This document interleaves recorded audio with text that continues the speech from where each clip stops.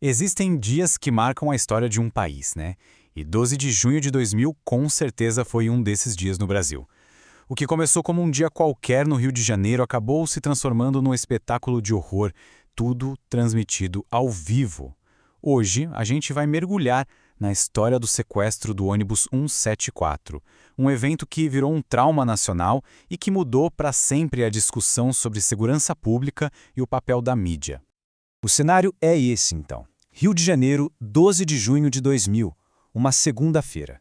E olha só que ironia, Dia dos Namorados. Um dia que era para ser de romance, de rotina, mas que entrou para a história do país por um motivo terrível. E o palco dessa tragédia não foi nada grandioso, mas sim uma coisa super comum, um ônibus urbano, a linha 174. Era para ser só mais uma viagem de rotina, que em questão de minutos virou um reality show de horror, assistido por milhões e milhões de pessoas. Certo, então vamos entender o começo de tudo isso. Como é que um assalto dentro de um ônibus, em plena luz do dia, se transformou numa crise de reféns com o país inteiro assistindo ao vivo? Eram 2h20 da tarde. Um rapaz chamado Sandro do Nascimento, de bermuda e camiseta, sobe no ônibus. Ele anuncia um assalto. Mal sabia ele, ou qualquer um dos passageiros, que aquele ato ia dar início a uma tragédia nacional. A partir daí, a situação escalou, e muito rápido. Um passageiro, num ato de muita coragem, conseguiu fazer um sinal para uma viatura da polícia que estava passando. Em instantes, o ônibus foi cercado. O pânico se instalou. E foi nesse exato momento que um assalto virou um sequestro. Depois daquela fuga inicial, 10 pessoas permaneceram lá dentro. 10 reféns, a maioria mulheres, presas com Sandro. A partir daqui, a crise ganhava um rosto humano. E o drama estava só começando. Mas para a gente conseguir entender o que aconteceu naquele ônibus, a gente precisa entender quem era o homem no centro de tudo isso.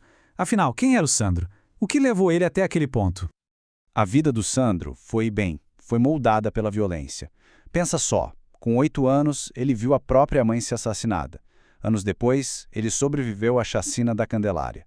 Claro, isso não justifica as ações dele, mas nos ajuda a entender a complexidade por trás do homem com a arma. E essa complexidade aparece nas descrições conflitantes. Para a família, ele era incapaz de matar. Já para a polícia, era só um criminoso. Vamos voltar para a linha do tempo principal. Com o ônibus cercado e as câmeras transmitindo tudo, o que se seguiu foram 4 horas de pura tensão e drama psicológico. Foram mais de 4 horas de impasse. Das 2h20 da tarde até quase 7 da noite, o Brasil inteiro assistiu paralisado enquanto a tensão dentro daquele ônibus só aumentava. E este é talvez o momento mais arrepiante. Usando o batom de uma refém, essa mensagem foi escrita na janela, transformando uma ameaça que estava ali dentro em um aviso público para o mundo todo.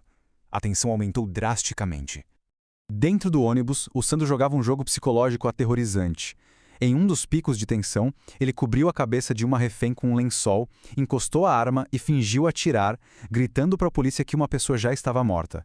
Era um blefe, mas um blefe que gelou o sangue de todo mundo. E então, a gente chega ao clímax. Depois de horas de negociação e tensão, a situação caminhava para um desfecho, que infelizmente seria o mais trágico possível. E aqui tudo dá errado. O Sandro decide sair do ônibus usando a professora Geisa como escudo humano. Um policial do batalhão de elite se aproxima para atirar. O tiro sai, mas ele erra. A bala atinge a refém de raspão. A reação do Sandro é instantânea e brutal. O laudo do Instituto Médico Legal confirmou o pior. A Geisa foi atingida 4 vezes. Uma de raspão pelo tiro do policial e 3 vezes, fatalmente, pela arma do Sandro. O sequestro acabou, mas a tragédia não. 2 vidas foram perdidas naquele dia e o país ficou em choque, tentando entender o que tinha acabado de acontecer. O destino de Sandro também foi trágico e controverso. Após ser capturado, ele foi colocado em uma viatura policial. Lá dentro, imobilizado, morreu asfixiado. Os policiais envolvidos em sua custódia foram julgados, mas acabaram inocentados. O fim da história revela um contraste profundo. Geisa, a professora feita refém, foi velada por mais de 3.000 pessoas em sua cidade natal.